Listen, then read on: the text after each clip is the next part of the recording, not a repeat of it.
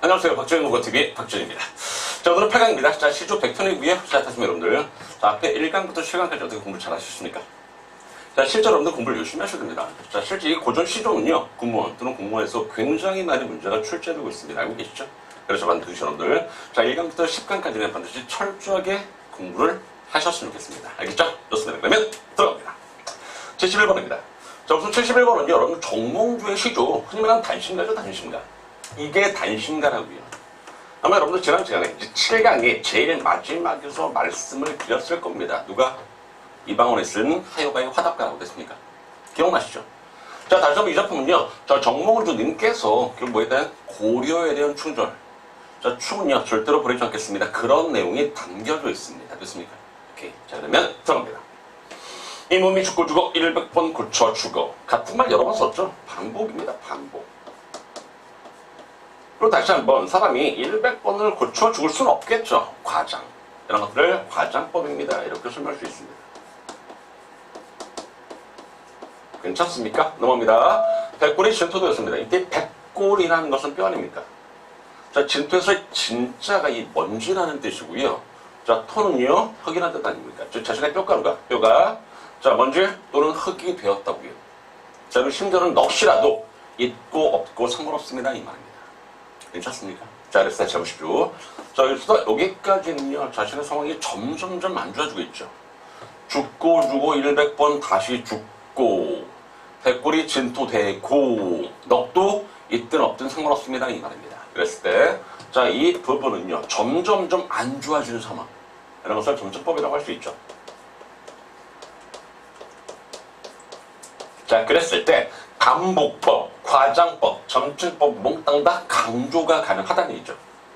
그랬을 때, 이러한 악조건의 상황에서도, 그리고 뭐 했다닙니까? 고려에 대한 충성심. 절대로 바꾸지 않겠습니다. 이 말입니다. 그러니까 결국, 자신에 대한 자신의 지조나 절개를 강조하는데 반복, 과장, 점증법 쓰고 있습니다. 이 말입니다. 이해하시겠습니까? 어렵진 않죠? 자, 아무튼 이런 상황 속에서도 뭐를 힘을 향한 1편단식입니다. 쭉 내모, 여러분 아시겠지만 이 작품에서 핵심어는요, 1편단심입니다. 됐습니까? 그러니까 결국 이러한 안 좋은 상황임에도 불구하고 님을 향한 1편단심. 이때 님이라는 것은 뭘까? 고려의 왕들이겠죠. 향한 1편단심은 절대로 가실 줄이라는 게 뭔 뜻인지 아십니까? 변할 줄입니다. 변할 줄. 그렇습니까? 자, 변할 줄 있겠습니까? 자, 생각해 보십시오. 변할 줄 있으랴라는 것은요, 변함이 있다 없다? 변한다는 얘기입니까? 변하지 않는다는 얘기입니까? 자, 정답. 변하지 않는다는 얘기죠. 자, 이런 것도 서리법이 될 수 있죠. 이런 것들은 서리법. 자, 생각해보면 알겠지만 반복법, 과장법, 점증법, 서리법 몽땅 다 뭐에 대해서 자신의 제조나 절개를 강조하고 있습니다. 이 말입니다. 이해하셨습니까? 뭐 크게 어렵진 않죠. 자, 실제로 여러분 예전에 아주 예전에 고전시조 제일 첫 번째 1강에서 뭐라고 말씀드렸습니까? 시조는 어떻게 공부해라? 첫 번째는 빙고 내용이죠. 자, 두 번째는 형식입니다. 그랬을 때 내용은 밑에 있는 주제가 바로 내용입니다. 자, 주제 뭐 고려에 대한 충절 또는 충성심 됐습니까? 자, 또는 고려 왕조에 대한 1편단심. 요게 내용이라고 한다면요, 형식은 이런 것들 여러분 스스로 잡아낼 수 있어야 됩니다. 반복이다, 과장이다, 점칭이다, 물론 서리법까지 됐습니까? 그런 식으로 공부를 하는 겁니다. 그런 식으로 공부를 하다 보면 교준 시간은 진짜 아무것도 아니게 된 겁니다. 이해하시겠죠? 좋습니다. 자, 다음 두 번째 나옵니다. 72번. 아이고, 요시죠. 이 몸이 죽어갔습니다. 누가 썼습니까? 성상문 님이 쓰셨습니다. 성상문? 누구죠? 사육신. 성상문이 사육신 아닙니까? 그러니까 결국 사육신, 누구에 대한 단종에 대한 돌아오는 마음. 됐습니까? 이것도 마찬가지로 제조나 절개겠죠. 이것도 마찬가지로 제조나 절개. 이 작품이라 설명할 수 있습니다. 괜찮습니까? 오케이. 자, 그러면 본문합니다. 이 몸이 죽어가서 무엇이 들고 하니? 질문. 명사를 질문이라고 하는 거죠. 그 다음 답변이 여기서부터 여기까지가 답변입니다. 이게 답변이라고요. 답변. 자, 여기서 굉장히 중요한 거 하나 설명드리겠습니다. 자, 이런 작품, 이 작품의 시상 전개 방식이 뭐? 빙고 문답법. 자, 이 작품의 시상 전개 방식. 뭐라고요? 문, 답, 법입니다. 흔히 자기가 묻고 자기가 답을 하고 있지 않습니까? 이러면서 뭐라 그래? 자문자답이라고 하는 거죠. 자문자답법 괜찮습니다. 그렇다고요. 자, 이 몸이 죽어서 뭐가 되는지 한번 봅시다. 국내산 질봉의 낙낙장송이 되겠다. 낙낙장송은 참 많이 나오죠. 낙낙, 가지가 축 늘어져 있는 장송은 큰 소용을 뜻입니다. 이때 낙낙장송이라는 이 친구는요, 보통 뭘 상징? 지조나 절개를 상징하는 거 아닙니까? 됐습니까? 이렇게. 아무튼 되겠다고요. 그러니까 쉽게 말하면 내가 죽어서 낙낙장송 되겠다고. 그래서 어쩌라고. 자, 다음 줄로 나옵니다. 백설이 만건곤한 됩니다. 이때 이 백설, 흰 눈이란 뜻이죠. 차갑다의 속성을 이용해서 시련 및 역경을 끄집어냅니다. 시련 및 역경. 만건곤한다 해서 이 건곤이 세상이거든요. 만은 가득하다는 얘기 아닙니까? 자, 흰 눈이 세상에 가득할 때입니다. 이것을 반용문적 관점으로 설명을 한다면요. 결국 누구? 수양대군 득세를 말합니다. 수양대군의 득세. 이게 바로 백설이 만건곤할 때의 말뜻입니다. 이해하시겠죠? 그런 상황임에도 불구하고 뭐겠다고요? 독야청청하겠습니다. 청 풀다닙니다. 풀겠다. 그러니까 결국 풀겠다라는 것은 뭡니까? 수양대군이 아무리 새벽을 많이 얻을지라도 나는 누구에 대한? 단종에 대한 지조나 줄기를 격수를 지켰습니다는 다짐입니다. 그렇죠? 그래서 이 청청이라는 것은 결국 뭐게 됩니까? 변함없이 지조나 절개를 다 하겠습니다. 그렇게 설명한다고요. 하리라 태도, 이런 것을 의지적 태도라고 하는 거죠. 됐습니까? 그 정도. 참고로 이 작품 여러분들 또 보이시면 알겠지만, 보면 알겠지만, 자, 백선은 색깔이 흰색이죠. 청청은 푸른색 아닙니까? 그래서 이런 것을 뭐라 그래? 색채의 대비. 여기도 색채의 대비, 여기는 색채의 대비가 있다. 그쵸? 자, 다시 말씀드리면 대비는 강조야. 뭐 강조? 푸른색을 강조. 즉, 지조나 절기를 강조할 수 있습니다. 이 말입니다. 이해하시겠죠? 지조나 절개를 강조할 수 있다고. 그 정도. 크게 어렵지는 않죠. 좋습니다. 자, 밑에 주제 1편 다짐. 임금님에 대한 충줄. 다짐. 이때 임금은 단종이라고요. 어렵지 않죠? 오케이, 넘어갑시다. 자, 73번 들어갑니다. 73번 시조는요, 성종, 임금의 시조입니다. 자, 참고로 이 작품 여러분이 이해하기 위해서는요, 밑에 특징을 좀 봐주시면 훨씬 더 편해. 자, 특징 한번 보겠습니다. 자, 특징 두 번째 줄은 무시했습니까? 자, 뭐라고 써있습니까? 유호인이라는 신하가 고향에 계신 늙은 어머니를 봉양하기 위해서 벼슬을 사퇴하고 고향으로 내려가게 됩니다. 이줄. 그게 이 작품의 가장 기본적인 배경입니다. 그러니까 쉽게 말하면 떠나는 신하 잡고 있습니다. 떠나지 말라고. 무슨 말인지 알겠죠? 그런 내용이라고요. 자, 잘 보십시오. 있으려무나 부디 가겠느냐, 아니 가지는 못하느냐, 이런 말입니다. 그러니까 결국 이 초장은요, 누구를? 떠나는 신하, 즉 유호인님을 붙잡고 있지 않습니까? 떠나지 못하도록 만류하고 있습니다. 그렇죠? 무단히 싫드냐, 아무런 이유 없이 싫드냐, 혹시 남이 한 말을 들었느냐, 괜찮습니까? 그래도 너무나 애도래랍니다. 슬프다고요. 이 작품의 특징 중에 하나가 뭐냐면 이겁니다. 이거. 화자의 정서를 직접 표현하고 있죠. 이해하시겠죠? 화자의 정서를 직설적으로 토로하고 있습니다. 이 말입니다. 직설적으로 표현하고 있다는 점. 그러니까 쉽게 말하면 신하가 떠나기 때문에 뭐하다고요? 슬프다고요. 너무 슬퍼. 그럼 가는 뜻이나마 나에게 말해줘라. 이 말입니다. 그러니까 실제 이 작품은요, 내용만 아시면 됩니다. 아, 이런 시조가 있구나라고. 신하가 떠나는 거 아닙니까? 내 시조라는 형식을 빌려가지고 뭐 한 겁니까? 만류하고 있는 거예요. 붙잡고 있는 거라고요. 됐죠? 자, 밑에. 자, 주제 뭐라고 됐습니까? 사랑하는 신하를 떠나보내는 애타는 심정. 괜찮습니까? 오케이. 그렇다고요. 딱 딱 그 정도의 동안입니다. 이거는 자 누가 화자가 떠나는 신하 즉 청자에게 말을 건네는 어투 맞죠? 맞죠? 그렇다고요. 자 화자와 청자에게 말을 건네는 어투가 이 시조의 기본적인 문체상의 특징이 될 수 있습니다. 말을 건네는 어투 됐습니까? 뭐 나머지는 그냥 가볍게 보시면 될 것 같습니다. 그렇게 어렵지 않으니까. 자 넘어갑시다. 74번 들어갑니다. 이 시조는 진짜 문제 잘 나온다. 근데 여러분들 이 시조는 뭐가 가장 중요한 포인트냐면요. 주제입니다. 주제. 주제가 가장 중요합니다. 밑에 주제 봄밤의 애상적인 정감. 그것만 잡으시면 됩니다. 봄밤의 애상적인 정감. 들어갑니다. 이화의 월백화구입니다. 이화, 백꽃이라는 뜻입니다.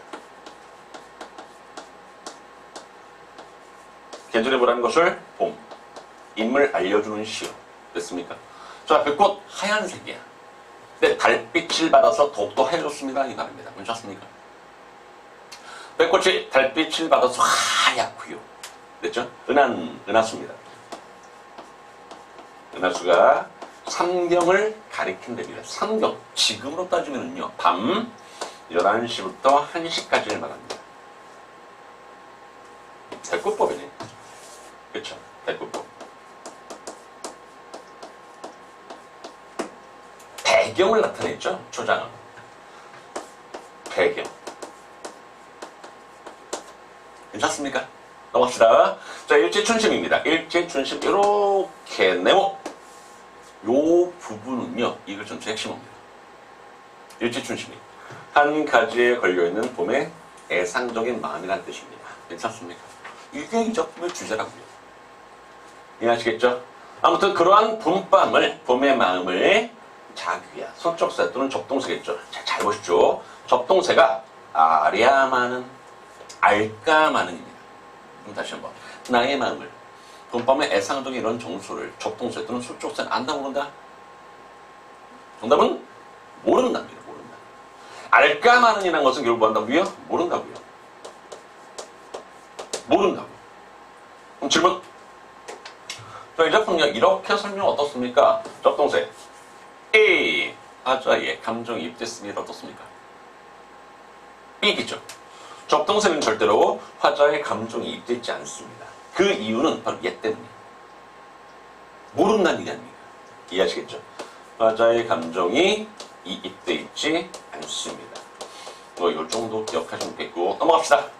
다 정도 병인 것처럼 여기 있습니다. 정이 많은 것도 병인 것처럼 생각한다고요. 여기서 나 뭐 한다고요? 잠 못 들어합니다. 자, 잠 못 들어 하느라 쭉 밑줄 친 부분 관련된 네 글자 한자서 뭡니까? 빙고! 전전반칙이죠. 다시 여러분, 전전반칙은요, 이리 뒤척 저리 뒤척 하면서 잠을 이루지 못하는 상황을 나타냅니다. 이게 전전반칙이라고요. 자, 참고로 이 작품의 특징 중에 하나가 뭐냐면 이런 거 어떻습니까? 자, 요거 시각이죠. 얘는 청각이다.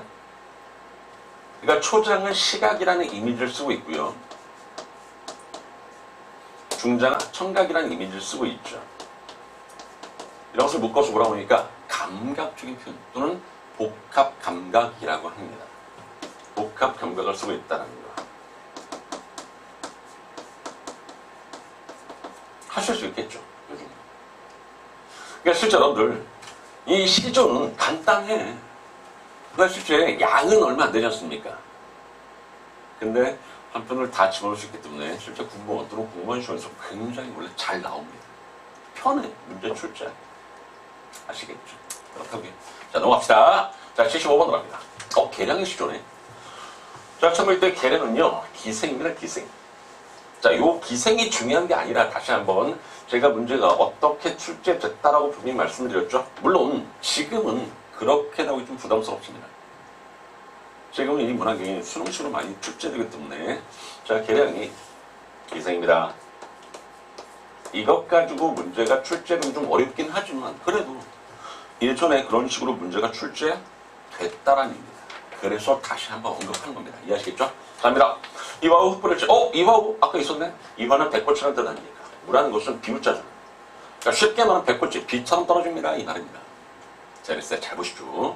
자, 이와 후 이렇게 당겨서 두 개를 설명할 수 있습니다. 자, 첫 번째 뭐? 계절이 뭐라고? 봄입니다. 그러니까 봄이라는 계절적 배경을 설명할 수 있습니다. 자, 두 번째는요. 이 우를 통해서 설명할 수 있습니다. 자, 우란 친구는요. 하늘에서 떨어지죠. 위에서 아래로 이렇게 떨어지는 거 아닙니까? 이런 것을 뭐라고 한다? 하강의 이미지라고 이야기를 하죠. 이런 것을 하강의 이미지라고 한다고요. 됐습니까?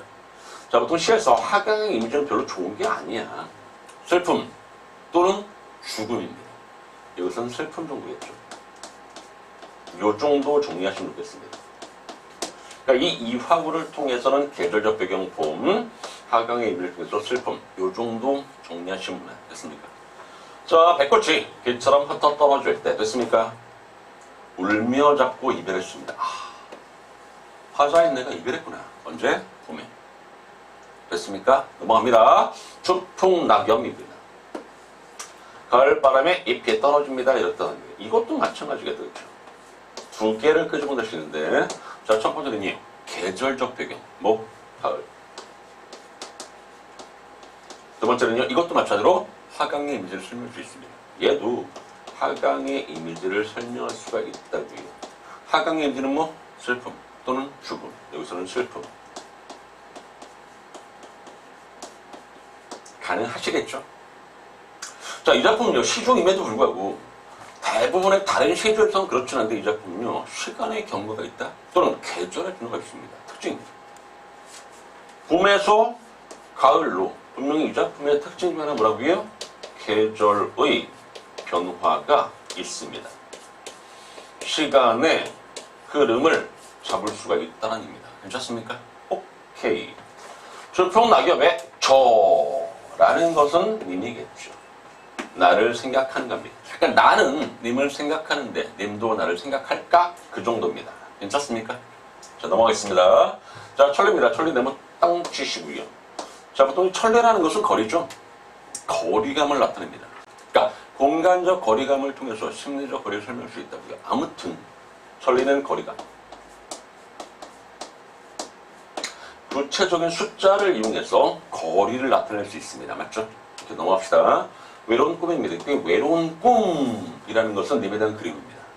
님에 대한 그림이 오락가락합니다. 요 정도로 정리하시면 무난합니다. 이해하시겠죠?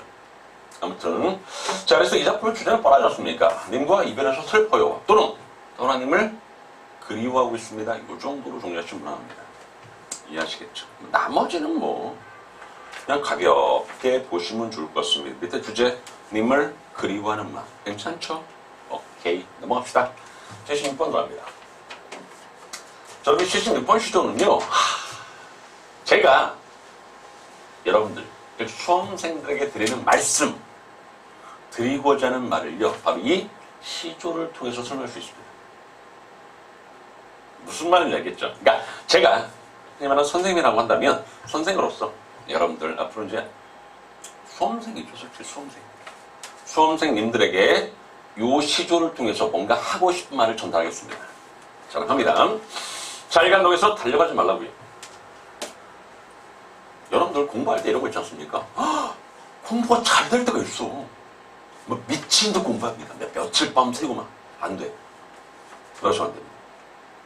아무리 공부가 잘 되더라도 기껏해 1시간, 2시간 더 하는 거죠. 밤을 새우거나 그러니까 건강에 위협이 될 수 있는 그런 행동을 하지 마십시오. 알겠죠? 잘 간다고 해서 달려가지는 마시라고요. 알겠죠? 그리고 뭐 간다고 해서 쉬지는 마십시오. 수험생들 중에 이런 사람이 있다. 공부 잘하는데 그럼 쉬어 하루를. 안 됩니다. 이해하시겠죠? 하루에 아무리 공부가 되지 않더라도 조금은 하셔야 됩니다. 뭐 간다고 해서 절대로 쉬지를 마십시오입니다. 알겠죠? 자, 거기에 그치지 말고 촌음이라는 것은 짧은 시간입니다. 촌음은 짧은 시간. 짧은 시간을 제발 좀 아껴 쓰십시오. 알겠죠? 자, 지금이야. 내년에 시험을 준비하는 분들의 경우는 시간이 좀 많이 남는 거 아닙니까? 자, 공부의 경우는 내년에 한 4월 달에 시험을 볼 거고요. 공무원이라고 한다면 내년 7월에 시험을 볼 테니까 좀 시간이 좀 있지 않습니까? 시간을 허투루 쓰는 사람이 굉장히 많아. 현장에서 보면 안 됩니다. 아주 짧은 시간일지라도 반드시 아껴 쓰시기 바랍니다. 나중에 후회합니다. 알겠죠? 지금 아껴 써야지. 나 지금 펑펑 시간을 허투루 쓴다면요, 나중에는요 실제 시간이 모자라. 절대로 시간을 낭비하지 마시기 바랍니다. 알겠죠? 넘어갑시다. 자, 제일 마지막 정말로 여러분들 드리고 싶은 말씀. 가다가 중지하잖아? 안 간 것보다 못합니다. 이 말입니다. 열심히 공부했어. 하다가 점수가 잘 안 나올 수 있지 않습니까? 점수 안 나올 수 있어. 포기. 그러면요 아예 처음부터 시작 안 한 것보다 못합니다. 그러니까 다시 한번 이미 여러분들은 제 강의를 본다라는 가정은요 분명히 가능하죠. 난 시험을 준비할 거라 이미 결정을 내린 상태죠. 결정을 내렸으면요 끝까지 완주를 하시기 바랍니다. 그렇죠? 그럼 분명히 여러분들 지금은 성적이 비록 안 나올지라도 점점점 성적이 올라가. 그래서 여러분들 내년 시험에는요 정말 대박이 터질 수 있습니다. 아시겠죠? 이렇게. 딱입니다. 포기하지 말라고. 무슨 말이죠? 자, 이게 76번입니다. 자, 밑에 주제 꾸준한 노력입니다. 이걸 여러분들에게 당부하고 싶어. 꾸준한 노력. 됐습니까? 그렇습니다. 자, 넘어갑시다. 자, 77번으로 갑니다. 아, 77번. 아무것도 아니죠. 문제 출제됐다. 기출문제가 있습니다. 정철림의 작품이지. 제너머 성골봉집에. 자, 가볍게 보겠습니다. 자, 출발. 쟤는 고개란 뜻입니다. 고개란 뭐? 성골봉집입니다. 참고로 이 성은 진짜 성이야. 제 성이 박가인 것처럼 성입니다. 권롱이라는 것은 이름은 아니야. 용사를 권장하는 어떤 직위가 있나 봅니다. 이게 성권롱이라고 하는 겁니다. 이름은 성혼입니다. 성혼. 정설에 친한 친구인가 봐. 아무튼 자, 쟤는 뭐 성골롱 집에 술이 익었단 말을 어제 들었습니다. 술 하면 끝났습니다. 이거 풍류, 흥취 이런 거 아닙니까? 그렇죠? 그러니까 결국 이 작품에서 하고 싶은 이야기는 뭐야? 흥취 또는 풍류 이런 것들을 이야기하는 작품입니다. 술이 익었단 말을 어제 들었습니다. 좀 예쁘게 써드리겠습니다. 자, 흥취, 풍류. 술이 익었단 말을 어제 듣고요. 눈소를 발로 박자. 얹히라는 것은 방석 또는 깔개입니다. 깔개를 놓아서 눌러 tas습니다. 진짜 호탕하죠? 진짜 호탕하지 않아?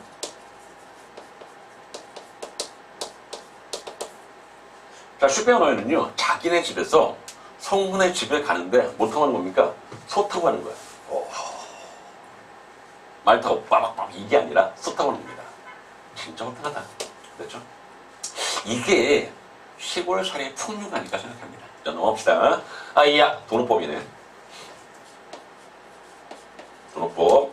내 결론 권론 계시냐? 너의 주인 계시냐입니다. 물어보는 거겠죠? 정좌수 왔다 하려 합니다. 나 왔다! 라고 말 좀 해줘. 이 말입니다. 내용 쉽죠? 근데 이 작품의 특징 중에 하나가 뭔지 아십니까? 잘 보십시오. 재밌는 거 가르쳐 줄 테니까. 이 중장은요, 정철이 자신의 집에서 출발하는 거죠. 쉽게 말하면 소를 발로, 그러니까 누워있는 소를 발로 박자서 날개를 놓아서 눌러 탔습니다. 이 아이는 자기 집에 있는 종은 아니겠죠. 누구야? 성훈 집의 종이든 뭐 성훈과 집과 관련된 거겠죠. 그럼 생각해보십시오. 집에서 출발하는데 바로 도착이야. 무슨 말인지 알겠죠? 그러니까 쉽게 말하면 정철래 집에서 성훈네 집까지 여기서 이렇게 가야 될 거 아닙니까? 근데 가는 과정이 생략됐습니다. 이 작품 생략법 속에 있다. 이거 가능합니다. 그럼 왜 생략법을 썼냐? 자, 생략법을 씀으로 해서 기쁨을 생동감 있게 표현할 수 있습니다. 무슨 말이겠죠? 기쁨을 생동감 있게 표현하는 겁니다. 이게 생략법을 사용했을 때 얻을 수 있는 효과입니다. 그냥 비약도 가능하겠다겠죠. 근데 실제로 정철님의 작품 중에서 대표가 뭐죠? 관동별곡. 관동별곡에도 여러분 생략법이 있습니다. 어딘지 혹시 기억나십니까?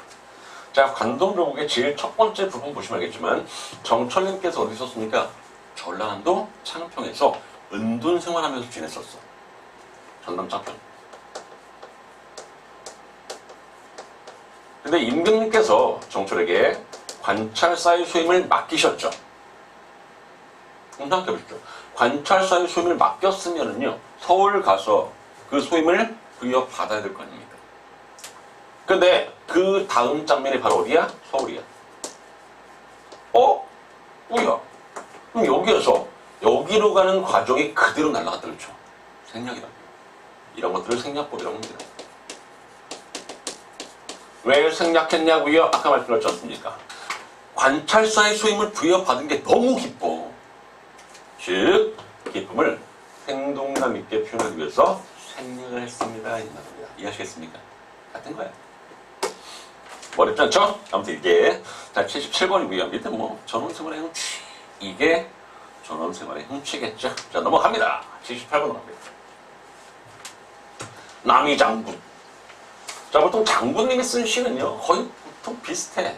무인으로서의 호탕한 기상, 호방함, 이런 것들 엿볼 수 있습니다. 자, 가볍게 보겠습니다. 자, 출발. 적토마를 살찌게 먹이겠다고요. 적토마가 뭔지 아십니까? 삼국지에 보면 있죠.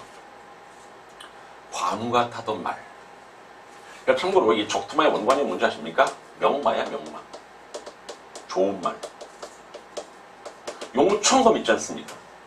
원관님이 명검입니다. 명검. 원관님이 명검. 그랬을 때 명마, 명검 부분을 가지고 전체를 표현하고 있죠. 다시 한번 사용된 수업법 뭐라고요? 빙고! 대유법. 이런 것을 대유법이라고 하는 겁니다. 부분을 가지고 전체를 설명하고 있지 않습니까? 부분을 가지고 전체를 설명하고 있어. 대유법. 됐습니까? 오케이. 아무튼 적토마를 살찌게 먹인 다음에 도망가게 앞에 깨끗이 씻겨. 그리고 누가 타고? 자, 화자가 타고입니다. 그렇습니까? 어렵진 않죠? 잘 드는 칼, 용천검 드는 칼을 선뜻 삐쳐라는 것은 빼옵니다. 빼서 둘러매고입니다. 이해하시겠죠? 정부의 입신양명을 시험할 겁니다. 이게 핵심입니다. 결국 뭐 하겠다고요? 입신양명 하겠다고. 뭔 뜻입니까? 공을 세워서 이름을 날리겠습니다. 이 말입니다. 즉, 공을 세우겠다고. 호기가죠, 호기가. 자, 밑에 보시면 알겠지만 대장부의 호방한 기계. 뭐 어렵지는 않죠? 아마 여러분 이 78번 시조의 경우에는요, 대유법 정도 기억하시면 될 것 같습니다. 대유법 정도. 뭐 나머지는 뭐 그냥 가볍게 자, 주제라든가 특징 같은 거 살짝 정리하시고요. 넘어갑시다. 79번입니다. 아하, 이 시조. 그럼 이 시조는요, 뭐가 중요하냐면 발상의 표현이 중요한 시조입니다. 발상의 표현법이 중요한 시조에는. 됐죠? 자, 가볍게 속해 보겠습니다. 자, 출발. 전원의 남은 흥취입니다. 이 전원이라는 것은 자연 아닙니다. 자연. 자연 아닙니다. 자연입니다. 자연 아닙니다. 자연입니다. 전원에서, 즉 쉽게 말하면 자연에서 놀고 남은 흥취들입니다.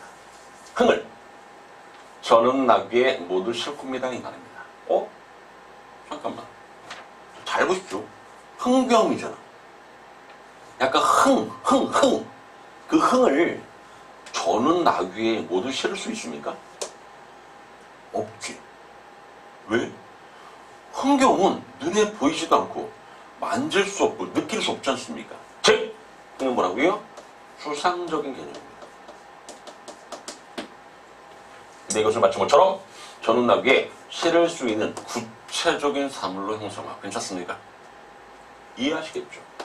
이게 그 유명한 추상적인 개념을 구체화시켜서 표현합니다. 라는 위대한 표현법 바로 여기서 나온 겁니다.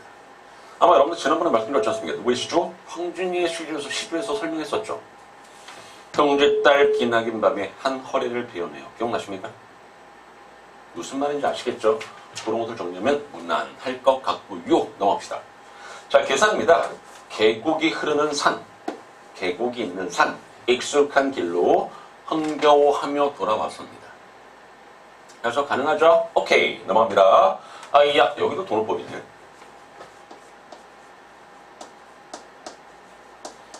금서라는 말뜻은 뭐냐면요, 검은고와 서책입니다.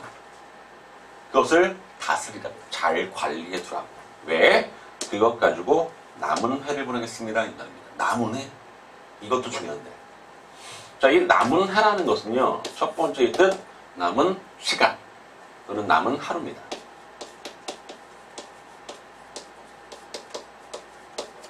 자, 두 번째는요, 남은 생애입니다. 두 번째가 남은 생애라고요. 이거 봐라. 분명히 단어 하나입니까? 의미가 몇 개? 두 개. 이런 것을 무슨 법? 중의법이 사용됐습니다. 이 정도로 정리할 수 있습니다. 괜찮습니까? 그러니까 그래서 이 시조는요, 뭐가 중요하다고요? 초장 중요합니다. 이 종장이 남은 해 역시 중요합니다. 됐습니까? 그 정도 정리하시면 이 작품 무난하게 넘어갈 수가 있습니다. 말씀드렸지 않습니까? 시조는. 자, 내용이 중요하다. 근데 형식도 중요합니다. 그러니까 실제로 형식 관련된 문제가 잘 나와. 솔직히 문제 내기 굉장히 쉽죠. 추상적인 개념을 구체화 시켜서 표현한다는 것은 굉장히 쉽지 않습니까? 표현법. 밑줄 하나 살짝 그어줘. 이거와 관련된 발자미 표현이 똑같은 거 1번부터 4번 선택지에서 잡아내십시오.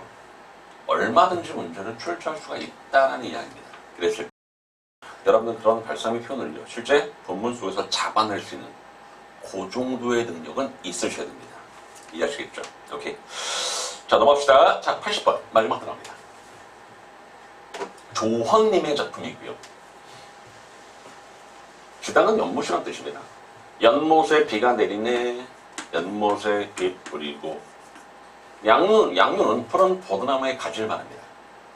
버드나무에 안개가 끼일 때입니다. 보면 초장은요, 이렇게 대꾸다, 대꾸법 쓰고 있죠. 배경을 나타내죠, 배경. 비가 내리고, 그 다음에 안개도 끼고, 됐습니까? 넘어갑시다. 사고는 어디 가고 빈배만 면가. 빈배 밑줄. 아이고, 이 작품 빈배 중에 하나. 자, 빈배 뚫어져 보십시오. 사공이 있다 없다? 없다. 이 말이죠. 일단 빈배는 결국 누구도 환자 자신을 나타냅니다. 지금 현재 나 상태 어떻다고요? 사공이 없다고요.